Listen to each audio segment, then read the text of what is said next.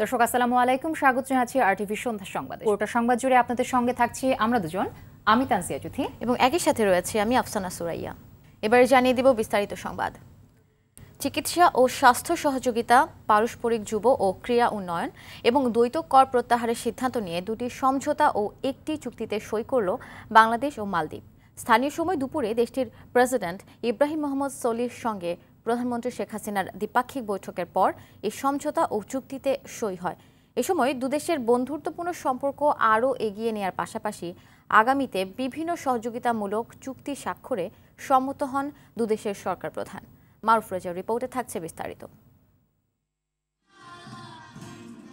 মালদ্বীপ সফরের দ্বিতীয় দিন দেশটির প্রেসিডেন্ট ইব্রাহিম মোহাম্মদ সোলিহর আমন্ত্রণে রাষ্ট্রপতি ভবনে যান প্রধানমন্ত্রী শেখ হাসিনা। এ সময় দেশীয় ইতিহাস ঐতিহ্যের মাধ্যমে অভ্যর্থনা জানানো হয় বাংলাদেশ সরকার প্রধানকে। পরে সুসজ্জিত বাহিনীর মাধ্যমে দেয়া হয় গার্ড অব অনার। অভ্যর্থনা জানানোর আনুষ্ঠানিকতা শেষে দ্বিপাক্ষিক বৈঠক করেন দুদেশের সরকার ও রাষ্ট্রপ্রধান। বৈঠক শেষে তাদের উপস্থিতিতেই দুটি সমঝোতা আর একটি চুক্তিতে সই করেন সংশ্লিষ্ট প্রতিনিধিরা। এগুলো হলো চিকিৎসা ও স্বাস্থ্য সহযোগিতা, পারস্পরিক যুব ও ক্রীড়া উন্নয়ন এবং দ্বৈত কর প্রত্যাহার। পরে বৈঠকের অন্যান্য বিষয় তুলে ধরতে সংবাদ সম্মেলনে অংশ নেন ইব্রাহিম মোহাম্মদ সোলিহ ও প্রধানমন্ত্রী শেখ হাসিনা। দেশটির প্রেসিডেন্ট বলেন, রোহিঙ্গা সংকট সহ যে কোনো সংকট মোকাবেলায় বাংলাদেশের পাশে আছে মালদ্বীপ। I also thank Prime Minister Sheikh Hasina and the government of Bangladesh for their support to the regularization program of Bangladeshi workers. We remain committed to work together at the United Nations and other multilateral fora. আর বাংলাদেশ সরকার প্রধান বলেন, আগামীতে মালদ্বীপের সঙ্গে অন্যান্য সহযোগিতামূলক চুক্তিও করতে চায় Bangladesh. We are delighted to announce that Bangladesh government has decided to facilitate visas on arrival for Maldivian nationals in the context of improved situation of the current pandemic. We agree to work together to face the challenge of climate change and the early repatriation of forcibly displaced Rohingya Muslims to Myanmar. দ্বিতীয় দিনের শেষ কর্মসূচি হিসেবে স্থানীয় সময় সন্ধ্যায় মালদ্বীপ পার্লামেন্টে বিশেষ বক্তব্য দেন প্রধানমন্ত্রী শেখ হাসিনা। বক্তব্যে দুদেশের ব্যবসা, বিনিয়োগ, যোগাযোগ বাড়ানোর জন্য আরও দ্বিপাক্ষিক আলোচনার কথা জানান তিনি। With the exchange of high-level visits, fruitful bilateral discussions among relevant authorities, and goodwill exchange of collaboration on many areas of bilateral interest. Corona মোকাবেলায় এশিয়ার অন্যান্য দেশগুলোকে সঙ্গে নিয়ে একসাথে কাজ করারও আহ্বান জানান বাংলাদেশ সরকার প্রধান। The pandemic COVID-19 taught us that Maruf Reza, RTV। এদিকে বৈধ উপায় না থাকায় হুন্ডির মাধ্যমে টাকা পাঠাতে বাধ্য হচ্ছে মালদ্বীপ প্রবাসী অধিকাংশ বাংলাদেশি। ফলে রেমিটেন্স হারাচ্ছে দেশ। প্রধানমন্ত্রীর সফরে ব্যাংকের বিষয়ে আলোচনা ও এই সমস্যার সমাধানের উপায় খুঁজে বের করা হবে বলে জানান পররাষ্ট্রমন্ত্রী ডক্টর AK আব্দুল মোমেন। মালদ্বীপ থেকে ফিরে নিহার নন্দীর ক্যামেরায় রিপোর্ট করছেন জুলহাস কবির। ধারাবাহিক প্রতিবেদনের আজ থাকছে ৪র্থ পর্ব। গেল কয়েক দশক ধরেই ভারত মহাসাগরের দ্বীপরাষ্ট্র মালদ্বীপের শ্রমবাজার বাংলাদেশিদের দখলে। ৫ লাখের বেশি অধিবাসীর এই দেশে ১ লাখ প্রবাসী বাংলাদেশি। তবে ৫০,০০০ অনিয়মিত বাংলাদেশিদের ভোগান্তির শেষ নেই এখানে। দেশটিতে বড় সমস্যা হচ্ছে কর্মীদের বেতন ধরা হয় ডলারে, কিন্তু পরিশোধের সময় দেয়া হয় স্থানীয় মুদ্রা রুপিতে। এখানেই বড় একটি ফাঁকি রয়েছে বলে অভিযোগ বাংলাদেশি কর্মীদের। সরকারিভাবে $1 পাওয়া যায় 15 রুপিয়া। কোম্পানিগুলো সরকারি দরেই রুপিয়া দিয়ে কর্মীদের বেতন পরিশোধ করে, কিন্তু দেশে পাঠানোর জন্য তাদের আবার ডলার কিনতে হয়, আর কেনার সময় 19 রুপিয়া দিয়ে $1 কিনতে হয়। এতে প্রতি ডলারে 3 থেকে 4 রুপিয়া বঞ্চিত হয় বাংলাদেশি কর্মীরা, যা বাংলাদেশি টাকায় প্রায় 15 থেকে 20 টাকা। বছর শেষে তাদের এই বঞ্চনার অঙ্কটা বিশাল আকারে দাঁড়ায়। আমরা যে টাকাটা বেতন পাই আর কি, এদেশের রুপিয়া হিসাবে যে টাকাটা আসে, তো সেইটা কিন্তু এক্সচেঞ্জ করতে গেলে বাংলাদেশে যে টাকাটা হয় অনেক কম হয়। এদেশে তারা হিসাব করে দেয় 15,000 টাকা। আমরা যখন বাংলাদেশি লোকের কাছে যাই, দেখা যায় আমরা 13,000 টাকা পাঠাতে পারি না। এই বঞ্চনার হাত থেকে বাঁচতে দ্রুতই মালদ্বীপে একটি বাংলাদেশি ব্যাংকের শাখা স্থাপনের জোর দাবি প্রবাসীদের। আমাদের সরকারের কাছে আপনার আবেদন হচ্ছে, এই দেশে একটা ব্যাংক স্থাপন করুক, যাতে আমরা বাংলাদেশের টাকাটা বৈধভাবে পাঠাতে পারি। বাংলাদেশে বৈধভাবে টাকা পাঠাচ্ছে মালদ্বীপের এই নাগরিকরা। আমরা আরও অনেকের সঙ্গে কথা বলেছি, তারপর সবাই আগ্রহী যে তারা বৈধভাবে টাকাটা পাঠাতে চায়, কিন্তু তাদের এইখানে ব্যাংক না থাকার এবং কাগজপত্রের কিছু সমস্যা বোধহয় আছে। আমরা সেটির ব্যাপারে একটু জানতে চাইবো। ব্যাংকে টাকা পাঠাতে গেলে কি আপনাদের লিগ্যাল কাগজপত্র চাই? পাসপোর্ট লাগে, 8 ডে লাগে। মালদ্বীপের প্রবাসীদের রেমিটেন্স পাঠানোর জন্য ব্যাংকের শাখা খোলার বিষয়ে সরকার কাজ করছে বলে জানান পররাষ্ট্রমন্ত্রী। মালদ্বীপে ব্যাংকিং চ্যানেলটা রেমিটেন্স পাঠানোর প্রক্রিয়া চলমান আছে, হ্যাঁ, সহসা চালু হবে বলে আশা করা যায়। আর ব্যাংক একটা হওয়ার জন্য কথাবার্তা হচ্ছে। So we will encourage, even সরকারি ব্যাংক হোক আর প্রাইভেট ব্যাংক হোক, উই উইল এনকারেজ। দেশে টাকা পাঠাতে মালদ্বীপের কর্মীদের জন্য সহজ উপায় খুঁজে বের করা হবে বলে জানান তিনি। জুলহাস কবির, RTV, মালে, মালদ্বীপ। করোনা ভাইরাস মহামারীর কারণে গেল বছরের মতো এবারও বই উৎসব হবে না বলে জানালেন শিক্ষামন্ত্রী দীপু মনি। তবে শিক্ষার্থীদের হাতে নতুন বই পৌঁছে দেওয়া হবে বলে জানান মন্ত্রী। পাঠ্যপুস্তক ছাপায় অনিয়ম হলে কঠোর ব্যবস্থা নেওয়ার হুঁশিয়ারি দেন তিনি। আর পুরোদমে ক্লাস শুরু করতে আগামী মার্চ পর্যন্ত পর্যবেক্ষণ করা হবে বলে জানান শিক্ষামন্ত্রী। বিস্তারিত দেখুন আপেল শাহরিয়ার রিপোর্টে। রাজধানীর মাতুয়াইলে পাঠ্যপুস্তক ছাপাখানা পরিদর্শনে আসেন শিক্ষামন্ত্রী দীপু মনি। কাজের সার্বিক অগ্রগতির বিষয়ে তিনি জানান, নতুন বছরের 95% বই তৈরি হয়ে গেছে। তবে শিক্ষার্থীরা বছরের প্রথম দিন নতুন বইয়ের অপেক্ষায় থাকলেও এবার বই উৎসব হচ্ছে না বলে জানান তিনি। আমাদের তো এই বছরও বই উৎসব করার মতো অবস্থা নেই, আর স্বাস্থ্যবিধি মানতে হবে। কাজেই সব স্কুলই ক্লাস ধরে ধরে এনে স্বাস্থ্যবিধি মেনে বিতরণ করবে। কাজেই সেই বিতরণের শিডিউলের সঙ্গেও কোনো রকম কোনো সমস্যা হবে না। এবং আমরা যেই শিডিউলের শিক্ষার্থীদেরকে দেয়া হবে তাতে যার যখন পাবার একদম ঠিক সময় মতো সবাই পেয়ে যাবে। যারা পাঠ্যপুস্তক ছাপানোর কাজে অনিয়ম করেছেন তাদেরকে কালো তালিকাভুক্ত করা হবে বলে হুঁশিয়ারি দেন মন্ত্রী।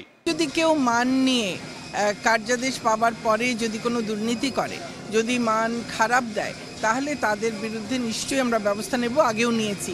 বিশ্বজুড়ে ছড়িয়ে পড়া ওমিক্রন বিষয়ে সরকার সতর্ক রয়েছে জানিয়ে শিক্ষা প্রতিষ্ঠানের কার্যক্রম স্বাভাবিক রাখতে সব প্রস্তুতি নেওয়া হয়েছে বলে জানান তিনি। Apple Shahriar, RTV, Dhaka. আবারও সিটি কর্পোরেশনের ময়লার গাড়ির ধাক্কায় মৃত্যু। এবার ঢাকা দক্ষিণ সিটির গাড়ির চাকায় প্রাণ হারিয়েছেন জুয়েলারি ব্যবসায়ী স্বপন কুমার সরকার। সকালে রাজধানীর টিকাটুলিতে স্বপন কুমারকে বহনকারী রিকশায় ধাক্কা দেয় ময়লার গাড়ি।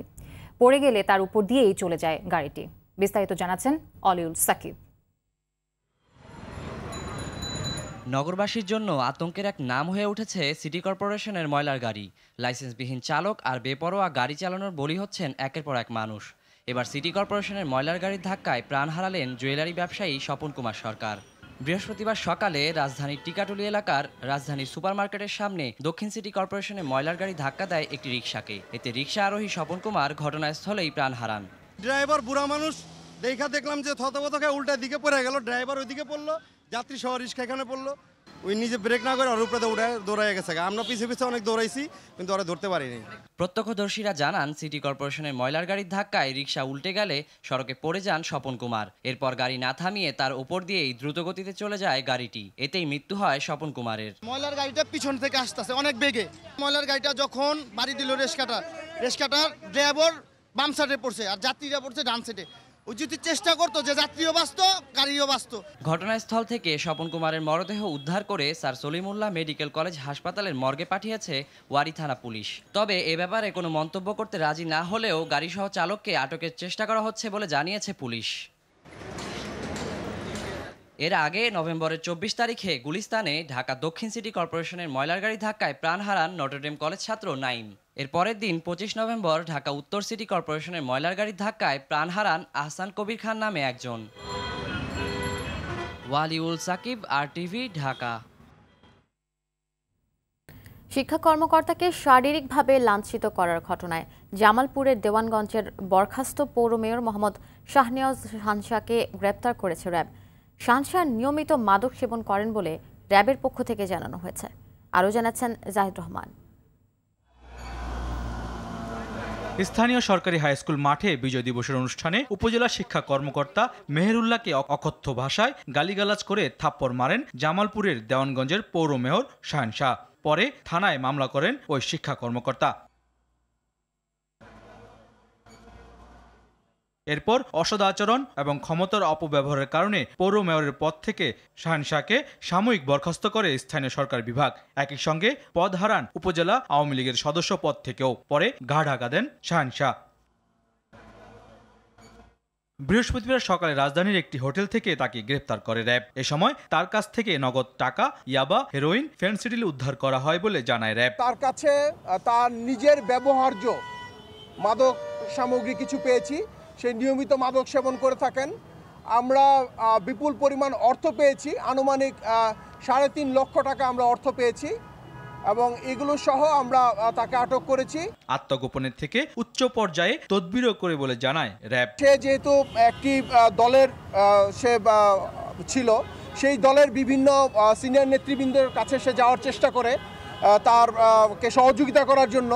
সে মূলত কারো কাছ থেকে কোনো সহযোগিতা পান নাই, বিকজ তার যে আচরণটি ছিল সেটা অত্যন্ত গর্হিত, লজ্জাজনক, নেক্কারজনক একটি কাজ। র্যাব জানায় উপজেলা মাধ্যমিক শিক্ষা কর্মকর্তাকে শারীরিকভাবে লাঞ্ছিত করা শাহিন শাহ বরাবর ক্ষমতার অপব্যবহার করে আসছিল। জাহিদ রহমান, RTV, ঢাকা। স্বামী সন্তানকে জিম্মি করে কক্সবাজারের সংঘবদ্ধ ধর্ষণের শিকার হয়েছে এক পর্যটক। শহরের লাবণী পয়েন্ট থেকে তুলে নিয়ে ধর্ষণ করা হয় তাকে। এ ঘটনায় সিসিটিভির ফুটেজ দেখে 3 জনকে শনাক্ত করেছে র্যাব। জিজ্ঞাসাবাদের জন্য হোটেলের ম্যানেজারকে আটক করা হয়েছে। কক্সবাজার প্রতিনিধি সাইফুর রহিম শাহিনের তথ্যছবিতে রাসেল আহমেদের রিপোর্ট।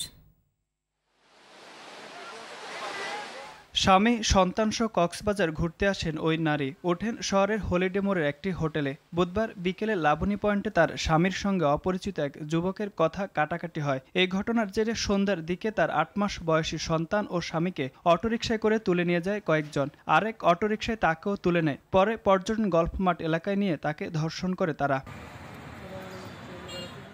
জিয়া গেস্টিন নামে একটি হোটেলে নিয়ে আরেক দফা পাশবিক নির্যাতন চলে ওই নারীর উপর। ঘটনা কাউকে জানালে সন্তান ও স্বামীকে হত্যার হুমকি দিয়ে রুম বাইরে থেকে বন্ধ করে ঘটনাস্থল ত্যাগ করে ধর্ষকরা। চেকআউট করে চলে যাওয়ার পর 11টার পর দিকে র্যাবের সাথে মহিলাটা আসছে। কি যাবতীয় ঘটনা সিসি ক্যামেরা ফুটেজ আছে, আমরা র্যাবকে সবকিছু ডকুমেন্টপত্র দিয়েছি। এই ঘটনায় অভিযুক্তদের 2 জনকে শনাক্ত করেছে র্যাব। এরা হলেন শহরের বাহারচর এলাকার আশিকুল ইসলাম ও আব্দুল জব্বার। আটক করা হয়েছে হোটেলের ম্যানেজারকে। অলরেডি আসামিদেরকে শনাক্ত করতে সক্ষম হয়েছে এবং এই ঘটনার প্রেক্ষিতে মামলা রুজু করা হচ্ছে, আইনানুগ ব্যবস্থা গ্রহণ করা হচ্ছে। আমরা আশা করছি যে আমরা আসামিদেরকে দ্রুত গ্রেফতার করতে সক্ষম হব। পর্যটককে তুলে নিয়ে পাশবিক নির্যাতনের ঘটনায় নিরাপত্তা নিয়ে শঙ্কার কথা জানান ভ্রমণ প্রেমীরা। দৃষ্টান্তমূলক বিচারের দাবি তাদের। পর্যটকরা পরিবার পরিজন নিয়ে এখানে বিব্রতকর অবস্থায় পড়তে হচ্ছে। র্যাব, পুলিশ, এদিকে আমরাও পাশের হোটেলে ছিলাম, দেখে তো খারাপই লাগতেছে। এই ধরনের ঘটনা তো কেউ আশা করে না। আমরা এটার দৃষ্টান্তমূলক যাতে শাস্তি হয়, বিচার হয়, এই দাবি জানাচ্ছি। কক্সবাজারকে পর্যটন বান্ধব করতে সৈকত ও হোটেল মোটেল জোনে নিরাপত্তা জোরদার করার দাবি পর্যটকদের। রাসেল আহমেদ, RTV। দর্শক, কক্সবাজারে রয়েছে সহকর্মী সাইফুর রহিম শাহিন, সরাসরি যোগ দিচ্ছেন তিনি। শাহিন, এই ঘটনায় যারা যারা অভিযুক্ত রয়েছে তাদের গ্রেপ্তারে আইনশৃঙ্খলা বাহিনীর তৎপরতা কেমন দেখছেন, বা এখন পর্যন্ত গ্রেপ্তার করা হয়েছে কিনা এবং কোনো মামলা হয়েছে কিনা ইতিমধ্যে জানাবেন আমাদের। আফসানা, এই ন্যাক্কারজনক ঘটনায় এখনো পর্যন্ত কোনো মামলা রুজু হয়নি। আমি কিছুক্ষণ আগেও কক্সবাজার থানা সংশ্লিষ্ট অফিসার ইনচার্জের সাথে আমি কথা বলেছি। এখনো পর্যন্ত মামলা হয়নি এবং কেউ এখনো পর্যন্ত আটক হয়নি। তবে একজন আটক হয়েছে, তাকে জিজ্ঞাসাবাদের জন্য নিয়ে গেছে সেরকম আমাদেরকে বলা হয়েছিল র্যাবের পক্ষ থেকে। ওই জিয়া গেস্টিন হোটেলের ম্যানেজার, সেটা আমি আগেই বলেছি। তো আমি এখন রয়েছি কক্সবাজার সদর হাসপাতালে, যেখানে ওই দর্শিতা নারীর পরীক্ষা সম্পন্ন হয়েছে। তার আলামত সংগ্রহ করা হয়েছে বলে আমাকে জানিয়েছেন এই হাসপাতালের আবাসিক মেডিকেল অফিসার শাহিন আব্দুর রহমান। তো আফসানা, ইতিমধ্যে এই পর্যটন নগরীতে এ ধরনের একটি ন্যাক্কারজনক ঘটনার পর সামাজিক যোগাযোগ মাধ্যম এবং বিভিন্ন মহলে এটা নিয়ে খুব সমালোচনা হচ্ছে এবং এ ধরনের ঘটনা যাতে পুনরাবৃত্তি না ঘটে সে লক্ষ্যে তারা আইন শৃঙ্খলা বাহিনীর কঠোর নজরদারি দাবি জানাচ্ছে বিভিন্ন মহলের পক্ষ থেকে এবং র্যাবের পক্ষ থেকে আমাদেরকে জানানো হয়েছে তারা সব আসামিকে শনাক্ত করে তারা গ্রেপ্তারের জন্য দ্রুত চেষ্টা চালিয়ে যাচ্ছেন এবং যে কোনো সময় তাদের গ্রেপ্তার করে একটা সুসংবাদ দেবেন বলে আমাদেরকে র্যাবের পক্ষ থেকে জানানো হচ্ছে। তো তারা এখনো পর্যন্ত তাদেরকে গ্রেপ্তারের অভিযান চালাচ্ছে এবং প্রায় যারা জড়িত এই ঘটনায় তাদেরকে শনাক্ত করা হয়েছে বলেও আমাদেরকে জানানো হয়েছে।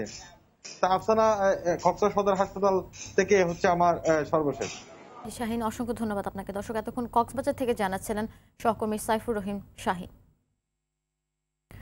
আওয়ামী লীগ সরকারের আমলে সংখ্যালঘুরা সবচেয়ে বেশি নির্যাতনের শিকার হয়েছেন বলে মন্তব্য করেছেন বিএনপি মহাসচিব মির্জা ফখরুল ইসলাম আলমগীর। বিএনপি চেয়ারপারসনের গুলশান কার্যালয়ে বড়দিন উপলক্ষে খ্রিস্টান ধর্মাবলম্বীদের শুভেচ্ছা বিনিময় অনুষ্ঠান দিয়ে তিনি কথা বলেন। এ সময় সবাইকে ঐক্যবদ্ধ হয়ে এই অবস্থা থেকে উত্তরণের আহ্বান জানান তিনি। রাহান শোভনার রিপোর্ট। বিকেলে বড়দিন উপলক্ষে খ্রিস্টান ধর্মাবলম্বীদের সাথে মতবিনিময়ের আয়োজন করে বিএনপি। এ সময় দলের মহাসচিব মির্জা ফখরুল ইসলাম আলমগীর বলেন, বর্তমান সরকার দেশের স্বাধীনতার লক্ষ্যকে প্রশ্নবিদ্ধ করেছে। আওয়ামী লীগ সরকার আসার পরে যতগুলো সাম্প্রদায়িক দুর্ঘটনা ঘটেছে অন্য কোনো সময় এতগুলো ঘটেনি। এমনকি আমাদের সবচেয়ে শান্তিপ্রিয় খ্রিস্টান সম্প্রদায়ের উপরেও সে একইভাবে তাদের উপরে অন্যায় করা হয়েছে। তাদের ধর্ম উপাসনালয়কে আপনার ধ্বংস করা হয়েছে, তাদের ধর্ম যাজকদেরকে হত্যা করা হয়েছে। যারাই গণতন্ত্রের কথা বলছে তাদের বিরুদ্ধে হামলা মামলা করে দাবিয়ে রাখা হচ্ছে। এছাড়া খালেদা জিয়ার উন্নত চিকিৎসার জন্য সবাইকে ঐক্যবদ্ধ হয়ে আন্দোলনের আহ্বান জানান তিনি। যারা গণতন্ত্রের কথা বলে তাদেরকে এখানে নির্যাতিত করা হচ্ছে।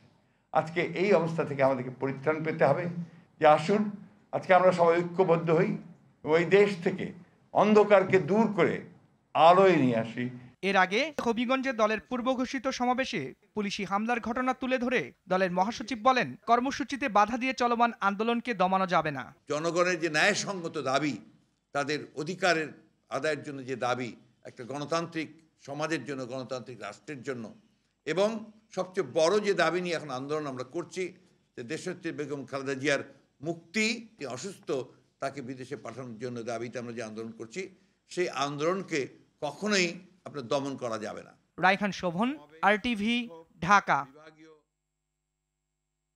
এদিকে বিএনপিকে নেতিবাচক রাজনীতি পরিহার করে নতুন নির্বাচন কমিশন নিয়ে রাষ্ট্রপতির সংলাপে অংশ নেওয়ার আহ্বান জানিয়েছেন তথ্য ও সম্প্রচার মন্ত্রী ডক্টর হাসান মাহমুদ। বিএনপি নেতাদের নিজেদের কথাগুলো রাস্তায় না বলে রাষ্ট্রপতির কাছে গিয়ে তুলে ধরারও পরামর্শ দেন তিনি। দুপুরে সচিবালয় মন্ত্রণালয়ের সভাকক্ষে এক অনুষ্ঠানে এসব কথা বলেন মন্ত্রী।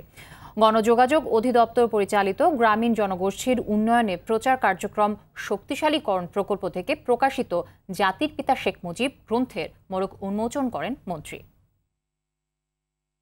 আশা করব যে বিএনপি নেতিবাচক রাজনীতি পরিহার করবে। সবকিছুতে না বলার যে রাজনীতি বিএনপি অনুসরণ করছে সেটি থেকে সরে আসবে। সরে এসে তাদের কোনো আপত্তি থাকলেও সেটিও তারা সংলাপে অংশগ্রহণ করে রাষ্ট্রপতিকে বলে আসতে পারেন। সেটি হচ্ছে গণতান্ত্রিক রীতিনীতি। তারা যেই কথাগুলো তারা রাজপথে বলছেন সেই কথাগুলো তো রাষ্ট্রপতির সাথে দেখা করেও বলে আসতে পারেন। তাহলেই আমি মনে করি সেটি একটি রাজনৈতিক দলের কাজ হওয়া প্রয়োজন বলে আমি মনে করি, উচিত বলে আমি মনে করি। প্রচলিত জীবন বীমার পাশাপাশি মানুষ এখন ইসলামী বীমার প্রতি আগ্রহী হচ্ছেন জানিয়ে ন্যাশনাল লাইফ ইন্স্যুরেন্সের চেয়ারম্যান মোর্শেদ আলম এমপি বলেন, ইসলামের আলোকে জীবন পরিচালিত হলে সমাজ ও পারিবারিক জীবনে শান্তি প্রতিষ্ঠিত হবে। দুপুরে রাজধানী কারওয়ান বাজারে NLI টাওয়ারে ন্যাশনাল লাইফ ইন্স্যুরেন্সের প্রধান কার্যালয়ে ন্যাশনাল লাইফ ইসলামী তাকাফুলের 38তম শরিয়াহ কাউন্সিলে ভার্চুয়ালি অংশ নিয়ে তিনি এসব কথা বলেন।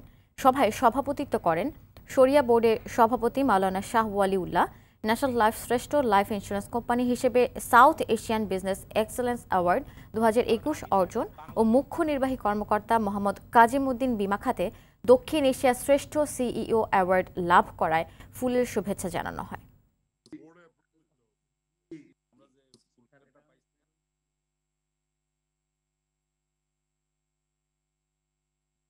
রেলের মূল ঠিকাদারদের হয়ে কাজ করছে একাধিক প্রতিষ্ঠান। এতে কাজের মান ঠিক থাকবে কিনা তা নিয়ে প্রশ্ন দেখা দিয়েছে। বিশেষজ্ঞরা বলছেন যে মানসম্পন্ন কাজ না হলে তা হবে উন্নয়ন প্রকল্পের জন্য অশনি সংকেত। এদিকে পাহাড় কেটে রেলের জন্য মাটি নেওয়া হলেও এ বিষয়ে সদুত্তর মেলেনি কোনো। আশিকুল আলমের ধারাবাহিক অনুসন্ধানী প্রতিবেদনের আজ থাকছে চতুর্থ পর্ব। ক্যামেরায় ছিলেন সুমন দে। চট্টগ্রামের দোহাজারী হতে রামু হয়ে কক্সবাজার রেল প্রকল্প কয়েক দফা বাড়িয়ে নির্মাণ ব্যয় ধরা হয়েছে 18,034 কোটি 48 লাখ টাকা। 2023-এর জুনে শেষ হওয়ার কথা থাকলেও ভূমি অধিগ্রহণ সহ নানা অজুহাতে মেয়াদ বাড়ানো হয়েছে 2024-এর জুন পর্যন্ত। মেয়াদ বাড়াতে সময়মতো ভূমি অধিগ্রহণ সম্পন্ন না হওয়া সহ দেখানো হয়েছে নানা কারণ। 3টি কোম্পানির সঙ্গে চুক্তি হওয়া প্রকল্পটিতে স্থানীয় পর্যায়ে সাব কন্ট্রাক্টে কাজ করছে একাধিক ঠিকাদারি প্রতিষ্ঠান। সরেজমিনে দেখা যায় পাহাড় ও জমির মাটি কেটে তা ফেলা হচ্ছে রেল লাইনে। মূল দরপত্রের সঙ্গে সাব ঠিকাদারদের দরদামের হেরফেরে কাজের আসল মান ঠিক থাকবে কিনা এমন প্রশ্নে প্রকল্পটির পরিচালক মফিজুর রহমান বলেন,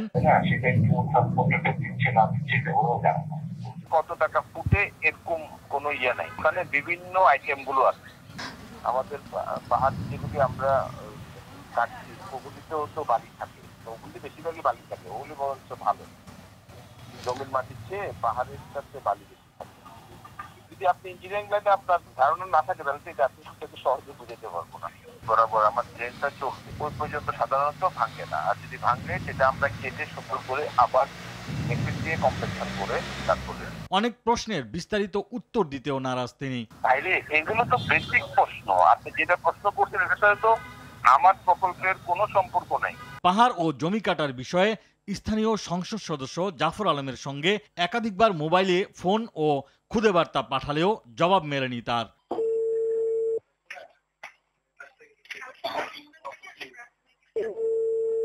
গণপরিবহন বিশেষজ্ঞ শামসুল হকের মতে উন্নয়নের দর্শনে ঘাটতি থাকলে ব্লেম গেম দিয়ে তা জায়েজ করা যায় না। টেন্ডেন্সি হলো কিছু এলোমেলো করে নিজের কিছু সুবিধা পাওয়া। উন্নয়নের দর্শনে ঘাটতি আছে। উন্নয়নের দর্শনটা হওয়া উচিত নিরাপদ টেকসই উন্নয়ন। আমি পরিকল্পনার ঘাটতি দেখি, পরিকল্পনায় র্যাঙ্কিংয়ে প্রায়োরিটি র্যাঙ্কিংয়ে ঘাটতি দেখি। হাজার হাজার কোটি এবং বিলাসী প্রজেক্টগুলি নিয়ে at the end of the day জনগণকে কিন্তু নিরাপদ সেবাটা দিতে পারবো না এবং একটা রক্তক্ষরণের উন্নয়ন হয়ে যাবে। আর সবাইকে ম্যানেজ করার ব্ল্যাঙ্ক চেক দেওয়া বন্ধ করা, কোয়ালিটি কাজের নিশ্চয়তায় ব্যবস্থাপনার সমন্বয় খুব জরুরি বলেও মত এ গণপরিবহন বিশেষজ্ঞের। কিন্তু তারা প্রজেক্টটাকে নির্দিষ্ট সময়ের মধ্যে বাস্তবায়ন করতে পারলো না। আশিকুল আলম, RTV, ঢাকা। বিচ্ছিন্ন সহিংসতার মধ্য দিয়ে চলছে ইউনিয়ন পরিষদের নির্বাচনী প্রচার। গেল রাতে পিরোজপুরের মঠবাড়িয়ার সাফা ইউনিয়নে আওয়ামী লীগের প্রার্থীর কবজি কেটে নিয়েছে প্রতিপক্ষরা। গেল রাতে ফুলঝুরি এলাকায় এই ঘটনা ঘটে। ভোলার ভেদুরিয়ায় 2 মেম্বার প্রার্থীর সমর্থকদের মধ্যে সংঘর্ষে 30 জন আহত হয়েছে। এ সময় তাদের নির্বাচনী অফিসও ভাঙচুর করা হয়। এলাকায় উত্তেজনা বিরাজ করায় পুলিশ মোতায়েন করা হয়েছে। আগামী 26 ডিসেম্বর চতুর্থ ধাপে 840টি ইউনিয়নে ভোট হবে। এর মধ্যে 33টিতে ইভিএমে ভোট নেওয়া হবে। ইমো আইডি হ্যাক করে প্রবাসীদের কাছ থেকে অর্থ আত্মসাৎকারী প্রতারণা চক্রের 5 সদস্যকে গ্রেফতার করেছে সিআইডি। দুপুরে সিআইডি প্রধান কার্যালয়ে আয়োজিত সংবাদ সম্মেলনে জানানো হয়, দীর্ঘদিন যাবৎ বাংলাদেশ সহ প্রবাসীদের ইমো আইডি হ্যাক করে বিকাশের মাধ্যমে প্রতারণা করে আসছিল গ্রেপ্তারকৃতরা। মেইলি কণ্ঠ নকল করে অনৈতিক কাজের প্রস্তাব দিয়ে সখ্যতা গড়ে ব্ল্যাকমেইল ছিল তাদের উদ্দেশ্য।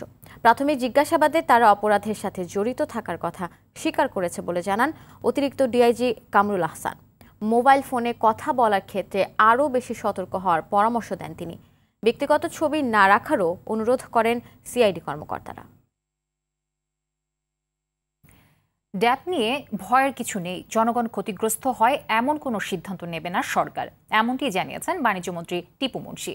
দুপুরে রাজধানীর বঙ্গবন্ধু আন্তর্জাতিক সম্মেলন কেন্দ্রে রিহ্যাব মেলার উদ্বোধনী অনুষ্ঠানে তিনি এ আহ্বান জানান। অনুষ্ঠানে এবিসিসিআইয়ের সভাপতি জসিম উদ্দিন ড্যাপ নিয়ে ব্যবসায়ীদের সঙ্গে আলোচনার পরামর্শ দেন। রুল আমিন তুহিন জানাচ্ছেন এর বিস্তারিত। আবাসন খাতের সবচেয়ে বড় আয়োজন রিহ্যাব মেলা উপলক্ষে এ অনুষ্ঠান। উদ্বোধন করেন বাণিজ্যমন্ত্রী টিপু মুনশি।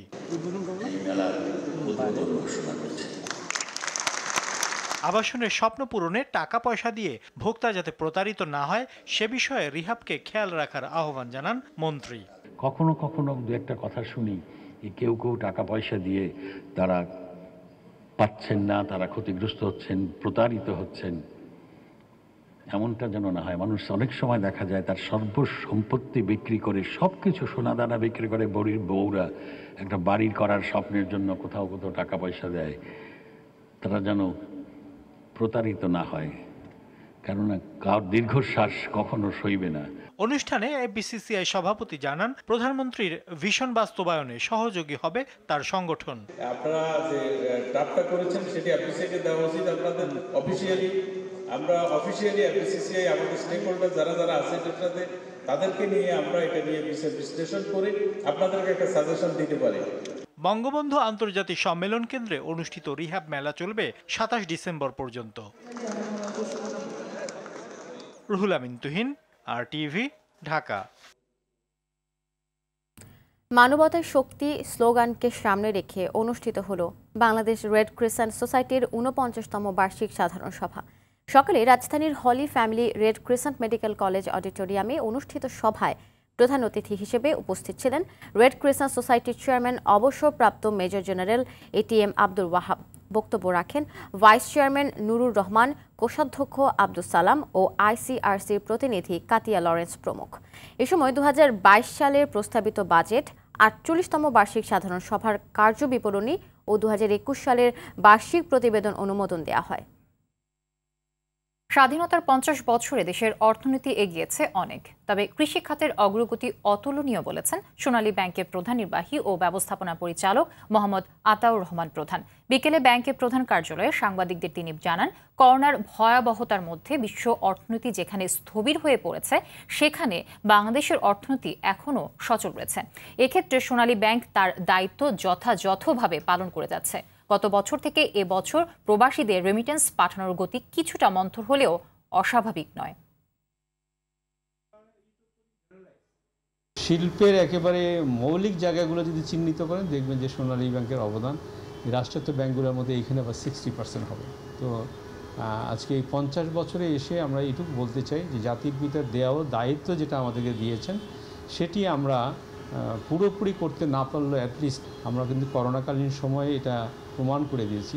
সোনালী ব্যাংক সর্বোচ্চ মুনাফা করেছে, এ যাবৎকালের রেকর্ড মুনাফা করেছে, অন্য ব্যাংক সকল ব্যাংকে ছড়িয়ে এসছে এবং আমাদের সবগুলো ব্যাংক এখন অনলাইন এবং আমাদের সার্ভিসের মান অনেকটা বেড়েছে।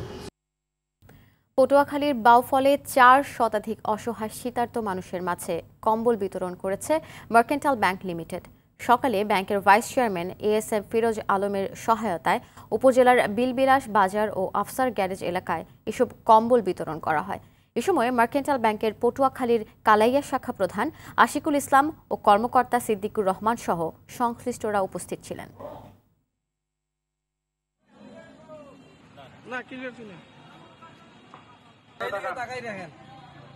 দর্শক, সন্ধ্যার সংবাদ এ পর্যন্তই। সবশেষ সংবাদ জানতে যে কোনো মোবাইল ফোন থেকে 2414 নম্বরে ডায়াল করুন।